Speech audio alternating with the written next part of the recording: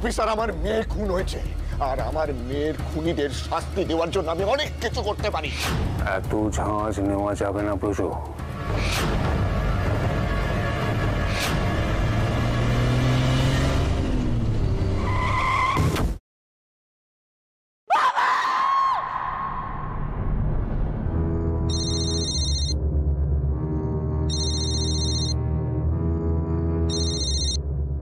হ্যাঁ প্রজো, বলো। ঈশ্বর চক্রবর্তীর গল্প শেষ।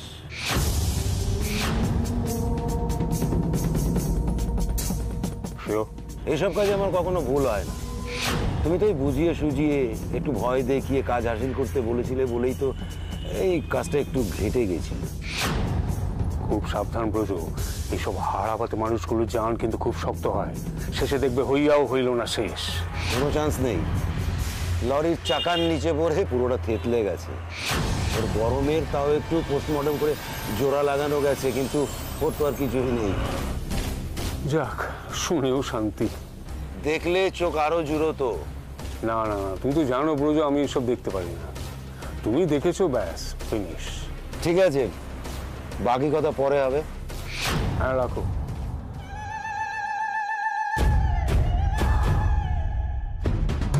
পর পর দুটো বড় ধাক্কা।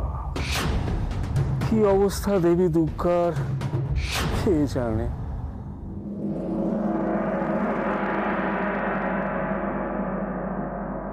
বিধিরে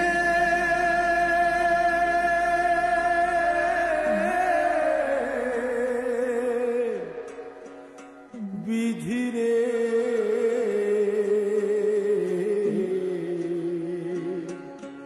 সুখের পাখি বুকের খাঁচায় ধরতে যারা যায়, ব্যথার বিষে জ্বলে জ্বলে তারা মরে যায়। সুখের পাখি বুকের খাঁচায় ধরতে যারা যায়, ব্যথার বিষে জ্বলে জ্বলে তারা মরে যায়। জীবনের গলায় কেন দোলে বলো চোখের জলের মালা, তোর খেলা তো বুঝি না রে, এ কেমন খেলা বিধি, তোর খেলা তো বুঝি না রে, এ কেমন খেলা।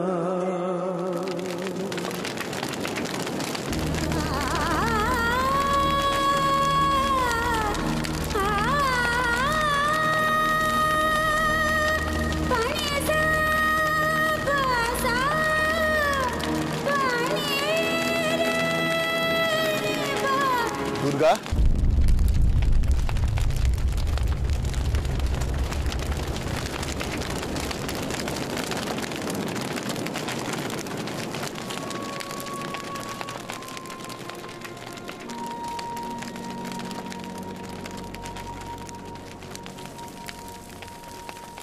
বাবা, এই তো সবে শুরু রে মা। জীবন এখন থেকে তোকে অনেক কিছু শেখাবে, দেখাবে, আর এটা ততদিন চলবে যতদিন আমরা থাকব। জীবনটা অনেকটা ওই বয়ে চলা নদীর মতো, কখনো থেমে থাকে না রে মা। কিন্তু আমার যে সবকিছু থেমে গেছে বাবা, আর এগোনোর জোরই পাচ্ছি না। জোর মানে তো মনের জোর। মনটাকে শক্ত কর মা। আর থেমে গেলে কি করে হবে? দেখ, এতদিন যে পথে আমি হেঁটেছি, কাল থেকে তোকে হাঁটতে হবে, তারপরে হয়তো অন্য কেউ। যে মশাল তোর হাতে, এটাই সত্য। সত্যের এই আগুন তুই কখনো নিভতে দিস না দুর্গা, এটাকে জ্বালিয়ে রাখিস। আর হ্যাঁ, কখনো নিজের প্রতি বিশ্বাস হারাবি না, কেমন? দেখিস, সত্যের জয় একদিন হবেই হবে। কিন্তু বাবা,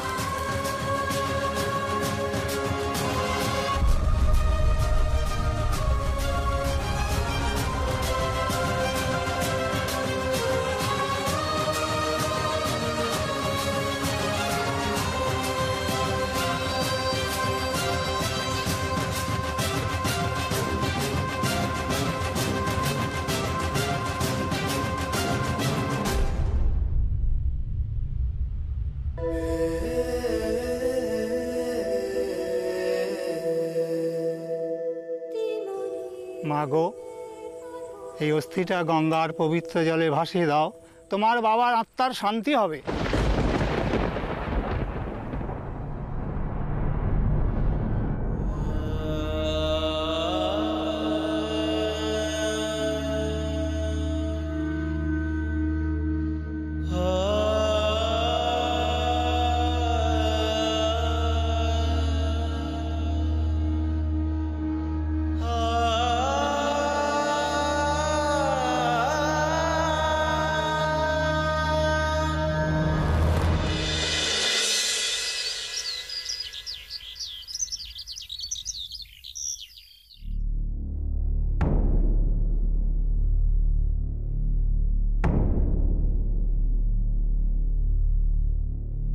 মন্দিরা, আমার চা দেয়নি কেন এখনো? কি ব্যাপার? এই তো দাদা আপনার চা। আমি জানতাম আজ বাড়িতে একটা অনিয়ম হবে, ভাগ্যিস দেখতে এলাম। বাড়ির কারো তো আপনার চা করার কথা মনেই নেই। বাড়িতে একটু চুপচাপ কেন? ঘুমোচ্ছে নাকি সব? আর ঘুম, বাড়ির শুদ্ধ সকলে তো চারুলতার শোকে একেবারে। শোক? দুদিনের মেয়ের জন্য এত শোক আসে কোত্থেকে? মানুষ বলেই আসে বাবা।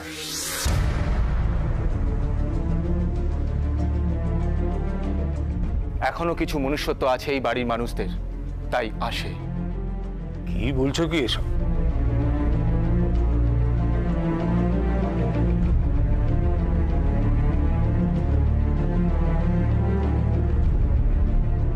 বৌমণিকে খুন করেও শান্তি হয়নি তোমার? এখন ওই নিরীহ সাধারণ মানুষটাকেও তুমি... নিরীহ? কে নিরীহ?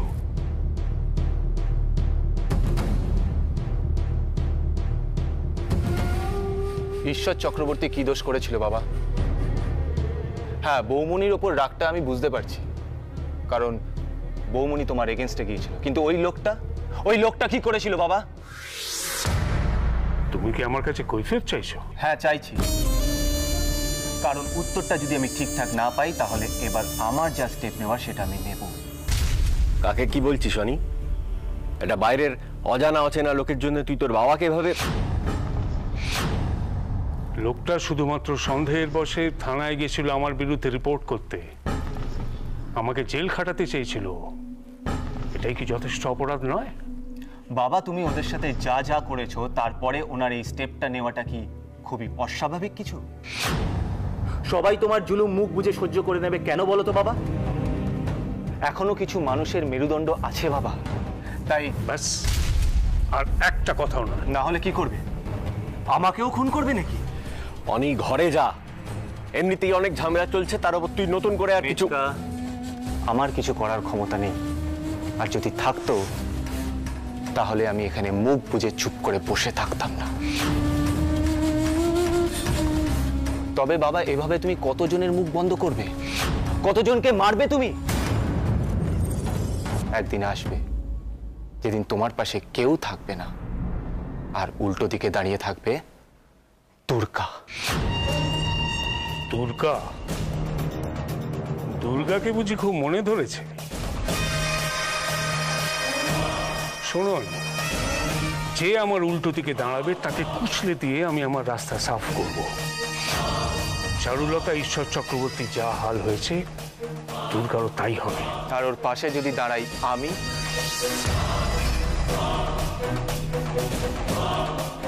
তাহলে বোধহয় অত সহজ ব্যাপারটা হবে না বাবা।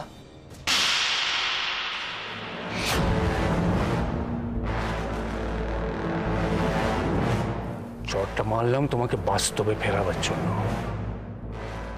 এটা হিন্দি সিনেমা নয়, হিরোগিরি দেখাতে গেলে নিজেই পস্তাবে।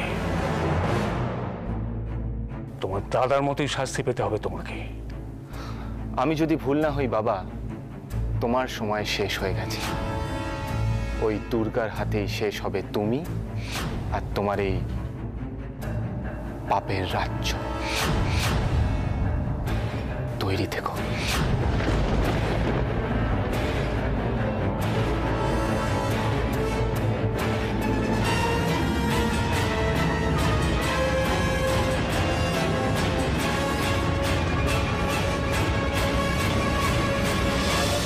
রোজো, রোজো, মা গো মা, কথার কি ছিরি? এ তো ঘর শত্রু বিভীষণ দাদা।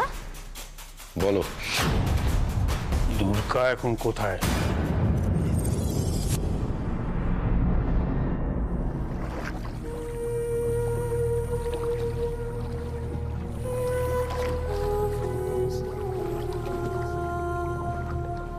আমার দুই মেয়েই হচ্ছে আমার গর্ব। তোদের ওপর আমি অনেক ভরসা রাখি, অনেক। হ্যাঁ রে, একটা কথা মাথায় রাখিস, তোর বাবা এখনো আছে, একদম চিন্তা করিস না। দেখ না, সব সমস্যা মিটে যাবে।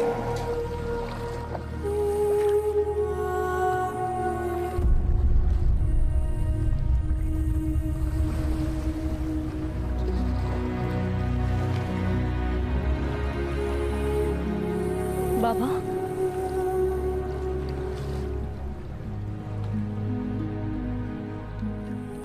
অমন করে তাকিয়ে দেখছিস কি? ওদিকে দেখ, দেখ মা, সমস্ত অন্ধকার কেটে গিয়ে আবার একটা নতুন দিনের শুরু হলো। নতুন আশা, নতুন স্বপ্নের আলো চারিদিকে ছড়িয়ে পড়ছে। আর তুই এমন মুখ ভার করে বসে আছিস? দুর্গা, এই আলো তুই চোখ ভরে দেখ দুর্গা, প্রাণ ভরে নিঃশ্বাস নে, নিজেকে সঞ্জীবিত কর মা। তোমাকে ছাড়া কি করে বাবা? এই আলোতেও আমার সবকিছু অন্ধকার লাগছে, দম বন্ধ হয়ে আসে আমার।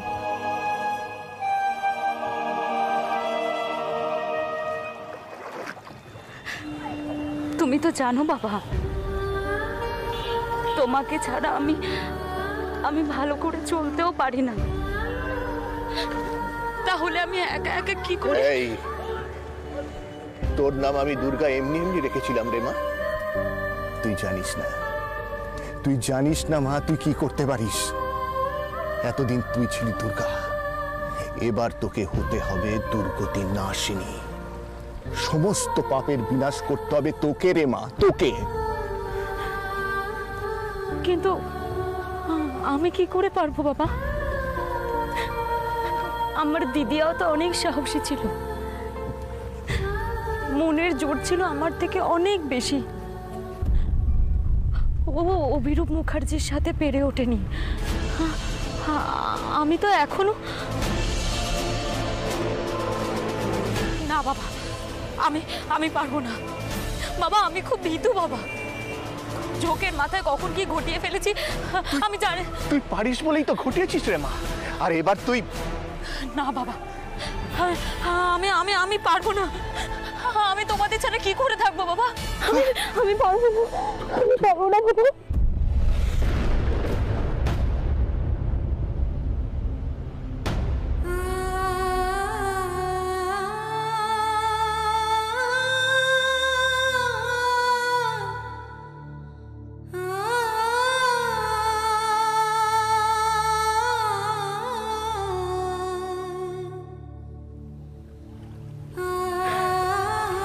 আমি আসছি বাবা,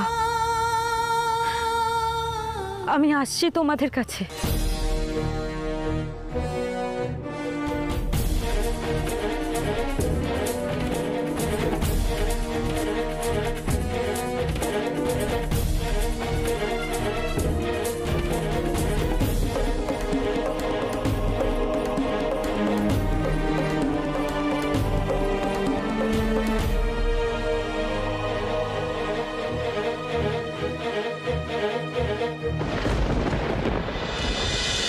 তোমার চোখের জলে তোমার যন্ত্রণা হালকা হবে না মিহির।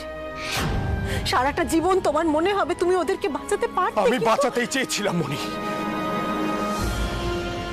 বাবার হাত থেকে বাঁচাবো বলেই তো এত কিছু। কিন্তু কত বড় একটা ভুল করেছি, সেটা হেরে গেছি। বাবা আর ব্রজ কাকার কাছে হেরে গেছি আমি। তোমার থেকে ভালো তো ওনাদেরকে আর কেউ চেনে না মিহির। তাহলে সবকিছু জেনে শুনো কেন? নিজের উপর বিশ্বাস ছিল, আমার নিজের উপর বিশ্বাস ছিল। আমি ভেবেছিলাম হয়তো বাবাকে কনভিন্স করে ওদের সুন্দর একটা ভবিষ্যৎ দিতে পারবো, কিন্তু এখন আমি বুঝতে পারছি এই রাজনীতির খেলায় আমি কিচ্ছু নই ওদের কাছে। আমি কিচ্ছু নই, আমার কোনো অস্তিত্বই নেই। তাহলে এখন কি করবে?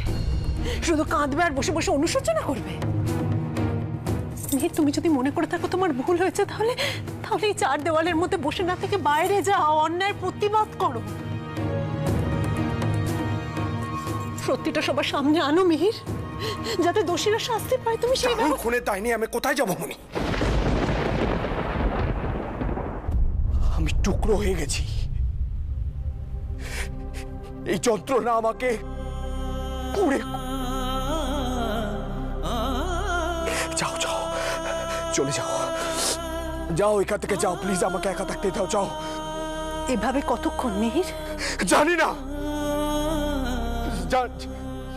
জানি না আমি, কিন্তু আমি নিজেকেই নিজে সহ্য করতে পারছি না। মনে হচ্ছে আমার এই হাতে দেখো, দেখো এই হাতে কিরকম রক্ত লেগে আছে, চারু রক্ত লেগেছে। ওখানে তাকিয়ে আছো কেন? হ্যাঁ, যাও এখান থেকে, যাও যাও, প্লিজ আমাকে একা থাকতে দাও, যাও যাও।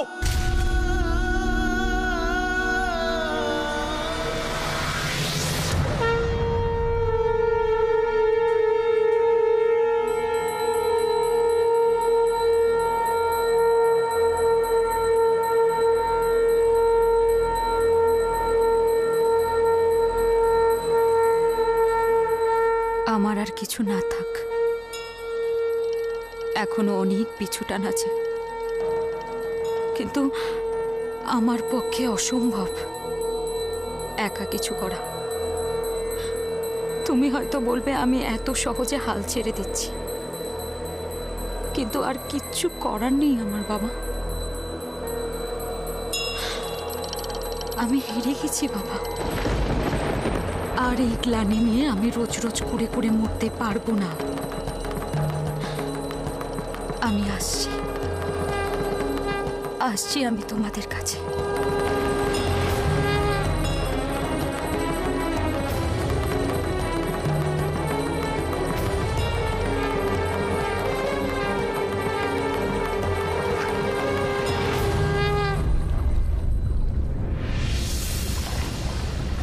আমার কথার কোনো মূল্য নেই তোর কাছে?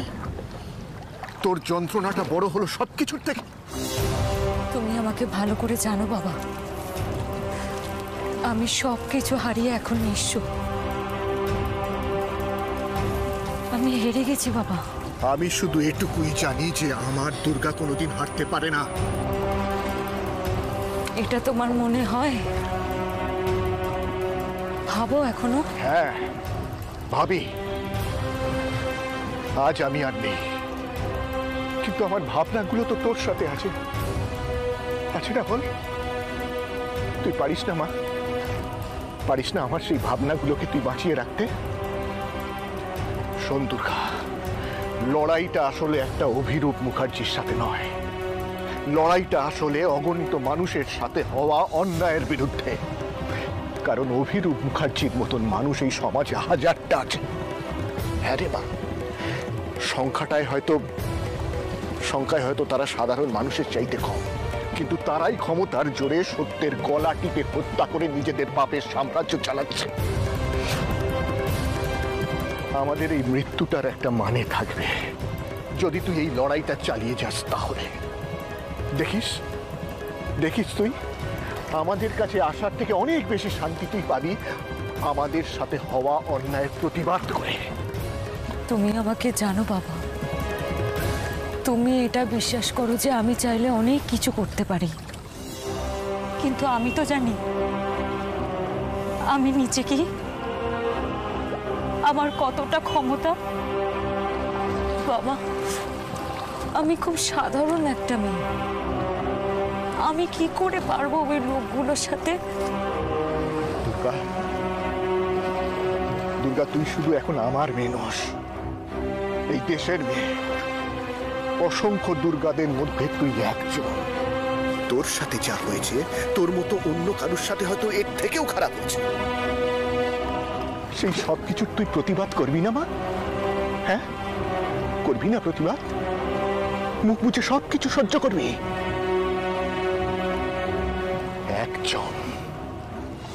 একজন দুর্গা মাথা তুলে দাঁড়াক, প্রমাণ করে দিক অন্যায়ের বিরুদ্ধে রুখে দাঁড়ার জন্য একমাত্র হাতিয়ার হচ্ছে এই মেরুদণ্ডের জোর। ব্যাস, তারপরে দেখিস তুই তোর চারপাশে কত মানুষকে পাস। আমি যা ভেবেছিলাম তার কিছুই আমি করতে পারিনি। আর আমি যেটা চেষ্টা করেও পারিনি সেটা তোকে পারতে হবে ছুটকি। দিদিয়া, আমি তো তোকে আগেই বলেছিলাম আমার বাকি রেখে যাওয়া কাজগুলো, আমার না পূরণ হওয়া স্বপ্নগুলো সব তোকে পূরণ করতে হবে। কেন বলেছিলাম? কারণ আমি জানি তুই পারবি, আমার বিশ্বাস আছে। আমি পারবো না, আমি বাবাকেই বোঝাতে পারছি না। আর তুই এখন এখানে? ছুটকি, তুই ভয় পাচ্ছিস? কিসের ভয় তোর? হ্যাঁ, কিসের ভয়?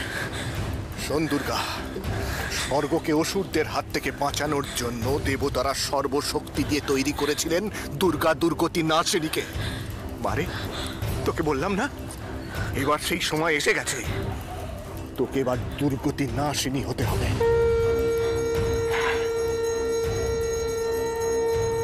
চোখ পেলে দেখ, দেখ দুর্গা, দেখ চারপাশটা ভালো করে তাকিয়ে দেখ। কোটি কোটি অত্যাচারিত মানুষ তোর দিকে তাকিয়ে আছে, তোর দিকে। এরা তোর কাছ থেকে কি চায় জানিস? জানিস? ন্যায় বিচার, ন্যায় বিচার চায় এরা তোর কাছ থেকে।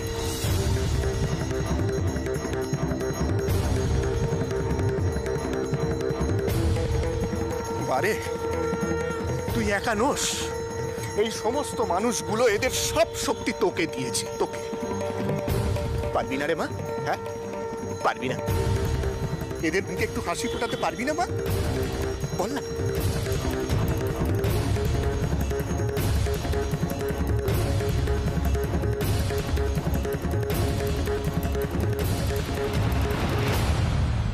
আমি মায়ের মুখে হাসি ফোটাবো কি করে আমি জানি না। আমি জানি না আমি নিজে কি করে।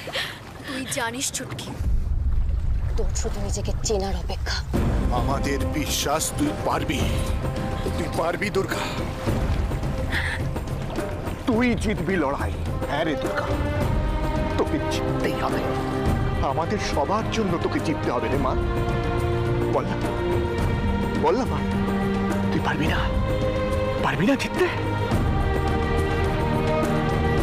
পারবো, পারতে আমাকে হবে। তবে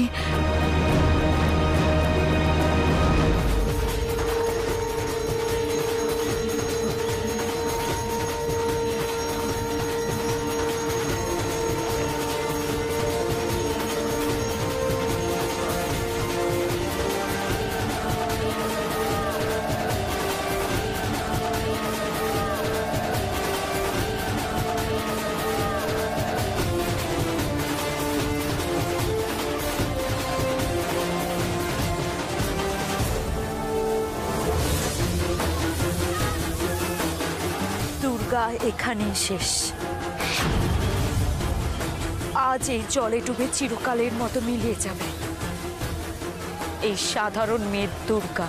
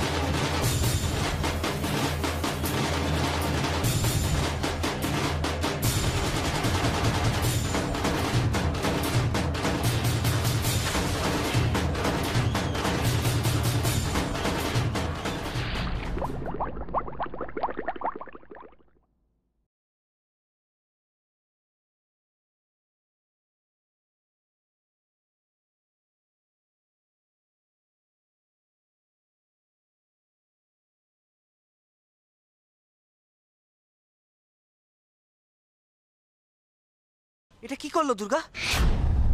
এ কি করলে দুর্গা দিদি? তুমি কি ভাবলে তুমি একা? আমরা কেউ নেই তোমার পাশে। ওর সঙ্গে লড়বো বলে আমরা সবাই তৈরি হয়ে এসেছিলাম, আর ওই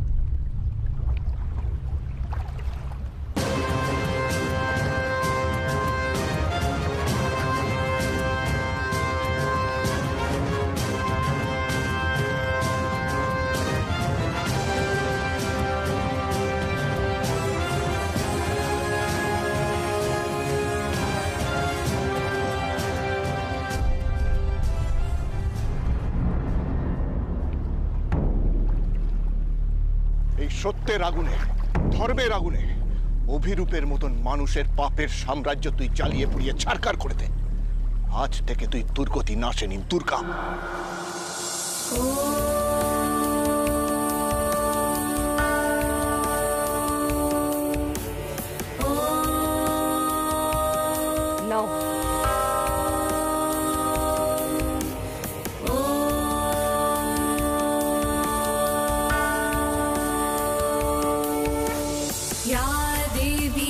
सर्वभूतेषु शक्तिरूपेण संस्थिता नमस्तस्यै नमः। আজ এই পবিত্র গঙ্গার জলে ডুব দিয়ে দুর্গা চক্রবর্তীর সাথে আমি আমার চাওয়া পাওয়া স্বপ্ন সবকিছু বিসর্জন দিলাম।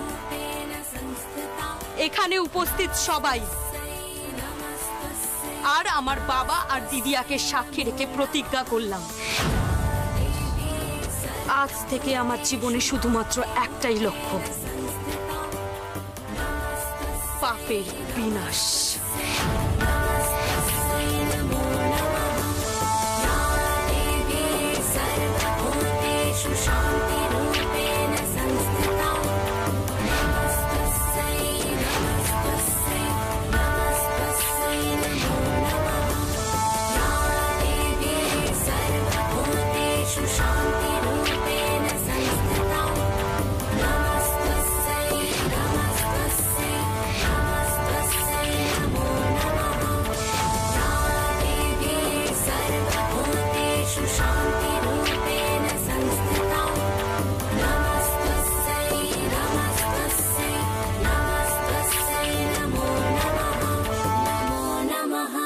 नमो नमः नमो नमः नमो नमः।